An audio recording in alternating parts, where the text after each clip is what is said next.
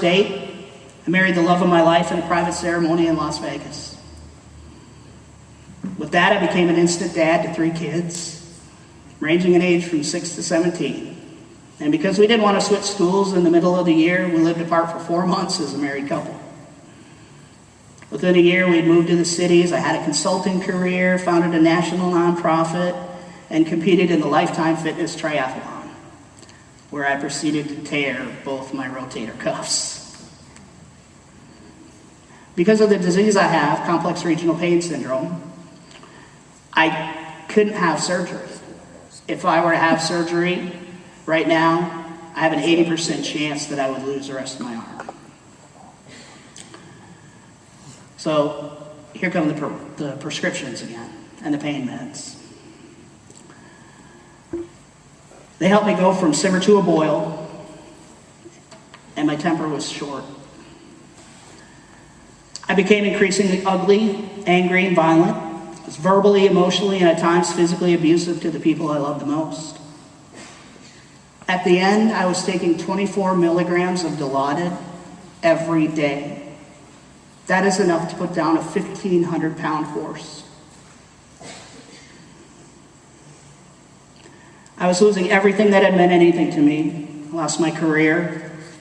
My nonprofit folded. I was isolating, lost my family. And you know what? At that point, I didn't care. My marriage was on the rocks. And in October 2010, my wife packed up the kids and returned to Minnesota. I was pretty low. During the next 2 months, I tried communicating with my wife. She didn't want nothing to do with me. I didn't blame her. Spent my days watching TV and my nights crying. I cried out to God that I couldn't go on anymore, and I made a decision. On December 8th, 2010, I canceled my cell phone service. On my table in front of me, I laid my 9mm and my bottle of Dilaudid. I was contemplating how I could get my neighbors over after I was dead to take care of my animals so that they didn't have to suffer. And a knock came at my door. And I thought about not answering it, but the knocking continued. At the door was my brother in Christ, Riney. He told me that God sent him over. He saved my life.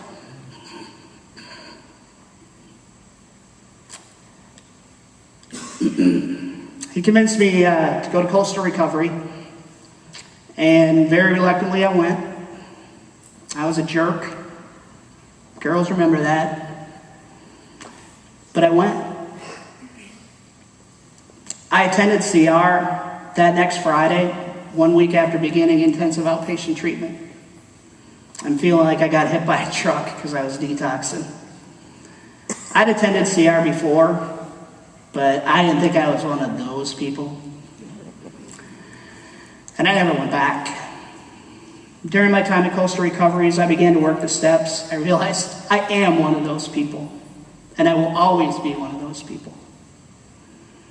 Not just because of my drug addiction, but because I had all these hurts, habits, and hang-ups that have been following me my whole life. I realized that my way hadn't worked. I realized that I was powerless, and my life had become unmanageable. And I came to believe that God could restore me to sanity. And then came the point of no return. I had to act on that. Well, I stand here before you almost full year later, and my life is a polar opposite of what it was.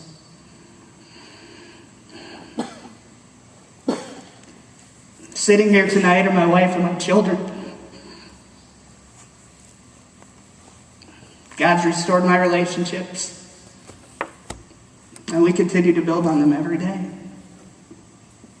I've been clean and sober for over 11 months. Through working the steps with God's help, both in IOP and completing my 12-step, I'm continuing to deal with my hurts, habits, and hang-ups in a healthy and constructive way. Through God's grace, I am a free man. One of the biggest hurdles for me was to realize that my sins weren't so special that I couldn't be forgiven. That was me needing to get over myself. that I was somehow different than everyone else. My walk with Christ is now an honest and real relationship. Every day I turn my life and will over to him and ask him to use me to further his kingdom. And some days are better than others. Not perfect. I still struggle. And I always will. I will always be in recovery. I'll never be cured. What helped me was being here every week, even though it was the longest walk ever to come to the door. Attending small group and being active participant. Joining a 12-step group. That was it for me. That was the meat and potatoes. That was the first time in 30 some odd years that I had really honestly dealt with what had happened.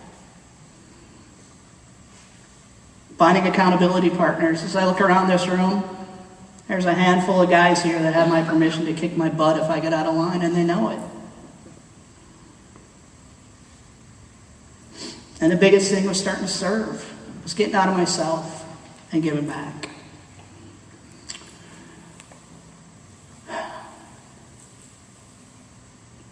God's got me on quite a path. In January, I was really felt called to start a ministry. Wasn't sure why or what I was going to do with it or anything. I founded Sire Ministries. And as this year has progressed, God has really opened some remarkable doors for me. He's calling me to minister through sports, soccer in particular. I think at least got some photos.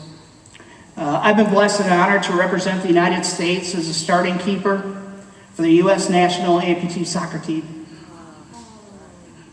And through that endeavor, we were just up in D.C. working with the Wounded Warriors.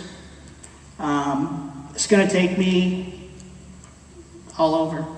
We have trips scheduled for Haiti, for Mexico. We're developing a women's team in Haiti. And I'll also be working with youth and adult amputees here in the Carolinas and across the country. That'll give me the opportunity to share the good news with others that may not know Jesus Christ. I continue to serve here at CR, serve over at Big Church, and in the community. I lead an accountability table on Tuesday nights called the Water Boys for Jesus. And that's out at the IHOP in Carolina Forest. Serving others, for me, I always receive more than I give back. I just remember in the Bible it says, if you give of your life, you're going to get it back. I just want to take this opportunity to thank those who came alongside me in this room and surrounded me in my recovery, who loved on me continuously and who stood by me in a time of great darkness. I want to tell my wife and children how much I love you. And how lucky I am that God brought you into my life. And I want to say thank you to the guys that I just finished the 12-step with. It was an incredible journey. A tough one, but a good one. Thank you so much for the opportunity to share my testimony with you this evening.